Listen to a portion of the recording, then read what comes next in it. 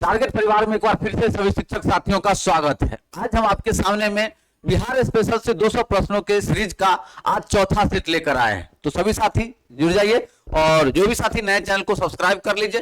शुरू करते हैं प्रश्न संख्या 1 के साथ। प्रश्न संख्या 1 क्या कह रहा है कि आम की वह प्रजाति जो केवल बिहार में ही उपजाई जाती है, दशहरी, जर्दालू, लंगड़ा, सफेदा। अगर बात मिलने की होती कि बिहार में कौन कौन सी आम पाई जाती है तो सब लिख देते, लेकिन प्रश्न कह रहा है कि बिहार में ही पाई जाती है और कहीं नहीं पाई जाती है। तो वो आम की प्रजाति कौन सी है? वो सफेदा है।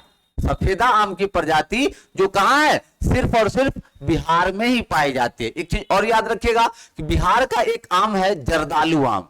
याद रखिएगा, एक नया क्वेश्चन के लिए याद रखिएगा, जर्दालू आम, ठीक है, जिसको आप लोग जीआई टैग मिला है, ठीक है, जीआई टैग मिला, जो बिहार का काफी फेमस आम माना जाता है, जर्दालू आम, इसको जीआई टैग मिला है। जीआई टैग का मतलब होता है geographical indication, geographical indication, indication tag, GI tag. GI tag क्या है? जैसे मान चले कि हर जिले में कुछ ऐसा चीज है जो यूनिक है, तो यूनिक चीज को क्या करता है? जीआई टैग मिलता है, जो 10 वर्षों के लिए दिया जाता है। कितने वर्षों के लिए दिया जाता है? 10 वर्षों के लिए। कितने वर्षों के लिए? 10 वर्षों के लिए। जैसे कहते हैं ना पेटेंट, सुनेगा पेटेंट नाम, उसी तरह से GI tag, geographical indication GI tag, जो 10 वर्षों के लिए दिया जाता है। और बिहार के जर्दालू आम को जीआई टैग मिला, ये भी प्रश्न है। और सफेदा के बारे में याद रखिएगा कि सफेदा सिर्फ और सिर्फ बिहार में ही पाई जाती है। अगर भारत स्तर पर पूछ दिया जाए तो एक नाम याद रखिएगा, वो है अल्फांसो आम। कौन सा है आम? वो अल्फांसो, ठीक है, उसको याद रखिएगा, अल्फांसो आम। ये भी प्रश्न पूछता है, अल्फांसो आम ये कहां पाया जाता है? ये महाराष्ट्र में। कहां पाया जाता है? ये महाराष्ट्र में। और ये सिर्फ भारत की नहीं, ये दुनिया की सबसे खूबसूरत आम माने जाती है। इसकी खुशबू भी बेहतरीन और स्वाद भी बेहतरीन। तो ये याद रखिएगा, ये प्रश्न पूरा डिटेल में। सिर्फ बिहार में सफेदा, जर्दालू आम बिहार में, जिसको जीआई टैग मिला है, ज्योग्राफिकल इंडिकेशन, जो 10 वर्षों के लिए दिया जाता है। और अल्फांसो आम जो महाराष्ट्र में पाया जाता है, ये दुनिया की सबसे खूबसूरत आम मानी जाती है। क्लियर है? चलिए आगे बढ़ते हैं। प्रश्न संख्या 1 के बाद प्रश्न संख्या 2, एक एक प्रश्न के साथ सारे डिटेल को जानेंगे। चलिए आगे बढ़ते हैं। प्रश्न संख्या 2। प्रश्न संख्या 2 कह रहा है कि बिहार में बहने वाली नदियों में किसका उद्गम अमरकंटक से है? सबसे पहले अगर अमरकंटक की बात करें, अमरकंटक की बात करें तो अमरकंटक से सोन नदी भी निकलती है, नर्मदा नदी भी निकलती है और जोहिला नदी भी निकलती है। ये 3 नदी का नाम तो आप लोग जरूर याद रखिएगा, सोन नदी, नर्मदा नदी और जोहिला नदी। लेकिन हमारा प्रश्न कह रहा है कि बिहार में बहने वाली नदियों में किसका उद्गम अमरकंटक में, तो पूछ रहा है किसके बारे में? बिहार की नदी के बारे में। तो बिहार की नदी में याद रखिएगा सोन नदी। कौन हो जाएगा आंसर हमारा? सोन नदी। कौन हो जाएगा आंसर हमारा? सोन नदी हो जाएगा। तो इसको याद रखने का प्रयास करेंगे। चलिए आगे बढ़ते हैं। प्रश्न संख्या 2 के बाद प्रश्न संख्या 3। चलिए प्रश्न संख्या 3 हमारा क्या कह रहा है? 3 कह रहा है कि संपूर्ण बिहार राज्य स्थित है। कहां स्थित है? मैदानी क्षेत्र, ताल क्षेत्र, पठारी क्षेत्र, इनमें से कोई नहीं। तो बिहार का जो माना जाता है वो कौन सा माना जाता है? वो माना जाता है मैदानी क्षेत्र। कौन माना जाता है? वो मैदानी क्षेत्र। थोड़ा सा बिहार स्पेशल देख ही रहे हैं तो एक चीज याद रखिएगा कि बिहार के अगर क्षेत्रफल की बात करें, क्षेत्रफल की बात करें तो कितना है हमारा? 94,163 वर्ग किलोमीटर। याद रखेंगे 94,163 वर्ग किलोमीटर। क्षेत्रफल की दृष्टि से हमारा कौन सा स्थान है? तो 12वां स्थान है। चलिए जनसंख्या की दृष्टि से पूछ दे कि बिहार का स्थान कौन सा है जनसंख्या की दृष्टि से, तो 3रा स्थान है। जनसंख्या की दृष्टि से 3रा स्थान रखता है हमारा। बाकी बिहार की राजधानी पटना है, जान ही रहे हैं आप लोग। तो ये सब चीज मैंने पहले भी कहा, याद रखेंगे। बिहार में 38 जिले हैं, 9 प्रमंडल हैं, 101 अनुमंडल हैं, जनसंख्या 3रा, क्षेत्रफल 12वां, याद रखेंगे। और बिहार कब बना था? झारखंड, बिहार से झारखंड भी अलग हुआ था। कब? तो 15 नवंबर 2000 को बिहार से झारखंड अलग हुआ था। इसको भी याद रखेंगे। और 22 मार्च 1912 को बिहार अस्तित्व में आया। इसको भी याद रखने का प्रयास करेंगे। क्लियर है? चलिए आगे बढ़ते हैं। प्रश्न संख्या 4, बिहार में तेल शोधक कारखाना कहां है? तेल शोधक कारखाना जानते होंगे बेगूसराय के बरौनी में है। बरौनी रिफाइनरी का आप लोग नाम सुने होइएगा, बरौनी रिफाइनरी का नाम आप लोग सुने होइएगा, जो तेल शोधक कारखाना है। और जिला पूछ दे तो कौन सा जिला रहेगा? वो बेगूसराय। कौन सा जिला रहेगा? बेगूसराय। चलिए आगे बढ़ते हैं। प्रश्न संख्या 4 के बाद प्रश्न संख्या 5। प्रश्न संख्या 5। तो जो भी साथी चैनल से नहीं जुड़े हैं, चैनल को सब्सक्राइब कर लीजिए ताकि आपकी तैयारी बेहतरीन हो सके, बेहतर नहीं बेहतरीन हो सके। साथ ही साथ जो साथी नामांकन लेना चाहते हैं वो नामांकन भी ले सकते हैं। अभी आपको ऑफर भी चल रहा है। एक नंबर है 9709124019, इस नंबर पे आप हाई लिख कर भेज दीजिए, आपको सारा डिटेल भेज दिया जाएगा, सारा डिटेल भेज दिया जाएगा। अभी आपको ऑफर के तहत मिल रहा है, ऑनलाइन क्लास मिल रहा है, ऑनलाइन क्लास मिल रहा है, टेस्ट सीरीज मिल रहे हैं, टेस्ट सीरीज मिल रहे हैं, सारे सब्जेक्ट का पीडीएफ नोट्स मिल रहा है, सारे सब्जेक्ट का पीडीएफ नोट्स मिल रहा है, और एग्जाम तक पूरी तैयारी करवाई जा रही है मात्र 500 रुपये में। एग्जाम तक, चाहे आपके एग्जाम अप्रैल में हो, मई में हो, जून में हो, एक साल की वैलिडिटी के साथ मात्र 500 रुपये में आपकी पूरी तैयारी करवाई जा रही है। अगर आप लोग फ्री टेस्ट से देना चाहते हैं तो चले जाइए प्ले स्टोर पे, और प्ले स्टोर पे टाइप कीजिए टारगेट योर गोल, ठीक है, target your goal. Play store पे चले जाइए, टारगेट योर गोल टाइप कीजिए, आपको इस तरह का लोगो दिखाई देगा, इसको इंस्टॉल कर लीजिए, लॉगिन कर लीजिए यूज एनोथर मेथड के बाद में, फिर वहां से आप लोग फ्री टेस्ट भी दे सकते हैं। चलिए, तो ये सारी बातें हैं। अगला हमारा प्रश्न कह रहा है कि बिहार की कौन सी नदी पर बहुउद्देशीय परियोजना का निर्माण कार्य किया। इसको नोट कर लीजिए, इसको डिलीट कर देते हैं अब। चलिए, अब कह रहा कि बिहार की कौन सी नदी पर परियोजना, तो याद रखेंगे बिहार की सबसे बड़ी परियोजना में अभी कोसी नदी परियोजना, और कोसी नदी सिर्फ बिहार की नहीं है, ये नेपाल के साथ जुड़कर काम कर रही है। इसको याद रखिएगा, कोसी नदी परियोजना जो है ये भारत और नेपाल की संयुक्त परियोजना, कोसी परियोजना भारत और नेपाल की संयुक्त परियोजना है। और ये कोसी नदी नेपाल में क्या कहलाती है, सप्तकोसी नदी। कौन सी नदी, सप्तकोसी नदी। इसको भी याद रखने का प्रयास करेंगे, सप्तकोसी नदी। कौन सी नदी, तो सप्तकोसी, नेपाल की सप्तकोसी नदी। क्लियर है, चलिए याद रखेंगे, भारत और नेपाल की संयुक्त परियोजना है कोसी परियोजना। आगे बढ़ते हैं प्रश्न संख्या 5 के बाद प्रश्न संख्या 6। चलिए, प्रश्न संख्या 6 देखिए क्या कह रहा है। 6 कह रहा है कि किस फसल के उत्पादन में बिहार देश में अग्रणी है, चावल, गन्ना, मखाना या बांस। तो मखाना में, कौन सा है वो, मखाना में। मखाना के लिए बिहार में क्या, मखाना को जीआई टैग में मिला। जीआई टैग जस्ट हमने कहा था ज्योग्राफिकल इंडिकेशन, तो मखाना को क्या मिला है, जीआई टैग में मिला है। और ये कहां से, स्पेशली मधुबनी से, ठीक है। ऐसे अगर बात मिथिला किया जाए तो उसमें समस्तीपुर, दरभंगा, मधुबनी को हम लोग ले लेते हैं, लेकिन याद रखिएगा मधुबनी मखाना के लिए प्रसिद्ध है, जो बिहार देश में क्या है, अग्रणी है। उसको मिथिला मखाना भी कहा जाता है, याद रखिएगा मिथिला मखाना भी।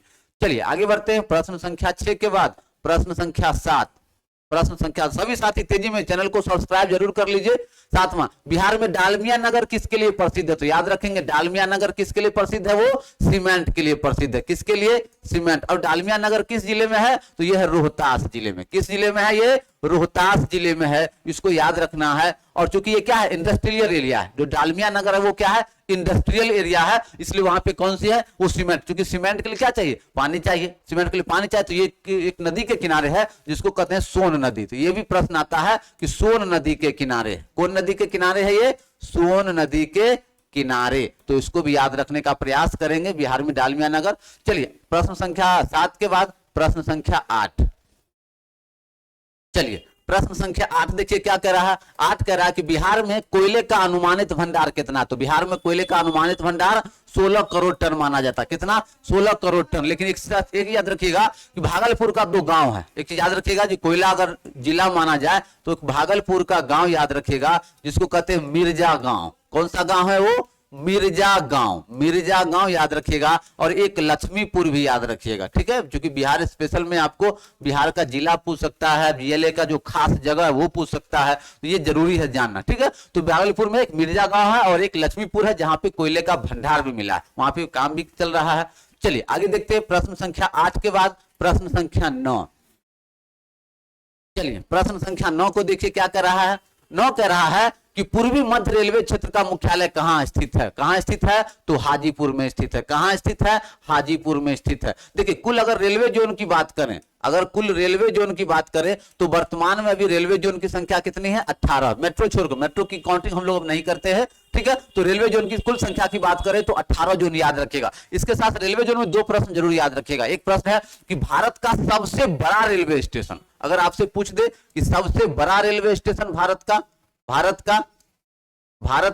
सबसे बड़ा रेलवे स्टेशन, सबसे बड़ा रेलवे स्टेशन अगर पूछ दे तो वो नाम याद रखिएगा, हावड़ा रेलवे स्टेशन। कौन सा स्टेशन, रेलवे स्टेशन। अगर ये पूछ दे कि भारत का सबसे लंबा प्लेटफॉर्म, भारत का सबसे लंबा प्लेटफार्म, सबसे लंबा प्लेटफार्म पूछ दे तो कौन होगा? तो यूपी का गोरखपुर प्लेटफार्म याद रखेंगे। गोरखपुर, यूपी का गोरखपुर प्लेटफार्म याद रखेंगे, जो लगभग 1.5 किलोमीटर के आसपास, मतलब कितना?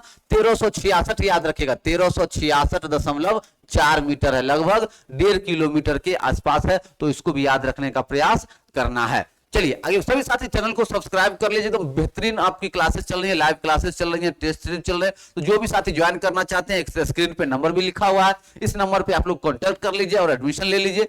चलिए, रिकॉर्डिंग क्लास भी मिलेगा कि अगर किसी दिन आपका क्लास छूट जाता है तो आप कभी भी उसको देख सकते हैं। ये सारी सुविधाएं आपको मिल रही है। चलिए आगे देखते हैं, प्रश्न संख्या 9 के बाद प्रश्न संख्या 10। चलिए, प्रश्न संख्या 10 क्या कह रहा है? 10 कह रहा है कि बिहार में केला उत्पादन का प्रसिद्ध क्षेत्र, आप जान रहे हैं हाजीपुर का केला काफी फेमस होता है, तो ऑप्शन बी हमारा आंसर हो जाएगा। चलिए आगे बढ़ते हैं, प्रश्न संख्या 10 के बाद प्रश्न संख्या 11। चलिए, प्रश्न संख्या 11 क्या कह रहा है? 11 कह रहा है कि बिहार में केला उत्पादन प्रसिद्ध क्षेत्र, वही से क्वेश्चन आ गया। चलिए हाजीपुर। आगे बढ़ते हैं, प्रश्न संख्या 11 के बाद प्रश्न संख्या 12। प्रश्न संख्या 12 मखाना के बारे में पूछ रहा है कि मखान की खेती के लिए देश का अग्रणी राज्य कौन सा है? अभी जस्ट हमने पढ़ा था कौन सा? बिहार राज्य। क्योंकि बिहार का मधुबनी जिला, जिसको हमने कहा था मिथिला मखाना भी, और मखाना को जीआई टैग, ज्योग्राफिकल इंडिकेशन में मिला है, जो 10 वर्षों के लिए दिया जाता है, उसको भी याद रखने का प्रयास करना है। चलिए आगे बढ़ते हैं, प्रश्न संख्या 12 के बाद प्रश्न संख्या 13। चलिए, प्रश्न संख्या 13 क्या कह रहा है कि ककोलत जलप्रपात बिहार के किस जिले में स्थित? देखिए, ककोल जलप्रपात क्या है? बहुत ऊंचाई से जल का नीचे गिरना, उसको जलप्रपात भी कहते थे। ये जो ककोलत जलप्रपात है वो कहां है? वो है नवादा में। कहां है ककोलत जलप्रपात? नवादा में है ककोलत, और लगभग 150 फीट ऊंचाई पे है। कितनी ऊंचाई पे है? 150 से 160 फीट की ऊंचाई पर इसको माना जाता है। और फिर वहां से पानी जब गिरता है, और एक चीज और याद रखिएगा इसमें, ये ठंडे पानी का झरना, ये भी प्रश्न पूछ सकता है आपका। ये जो जलप्रपात है, झरना जो है वो ठंडे पानी का झरना, काफी खूबसूरत जगह है। आप लोग घूमने जाइए जब समय मिले तो। ऐसे तो 1 जनवरी का छुट्टी मिला नहीं आप लोग को, खैर जब भी समय मिले तो ये सब घूमने वाली जगह है, जरूर जाइए। ककोलत जलप्रपात बिहार के नवादा जिले में है, ठंडे पानी का झरना है।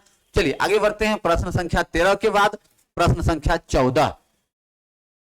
चलिए, प्रश्न संख्या 14 कह रहा है कि निम्नलिखित में से कौन सा शहर बिहार के सबसे पूर्वी भाग में स्थित है? देखिए, सबसे पूर्वी भाग की बात करें तो कटिहार याद रखिएगा। सबसे पूर्वी भाग की बात करें तो कटिहार याद रखिएगा। अब चलिए एक चीज और याद देख लीजिए कि बिहार के अगर चारों कॉर्नर की बात करें हम लोग, तो सबसे पूर्व में कौन हो जाएगा?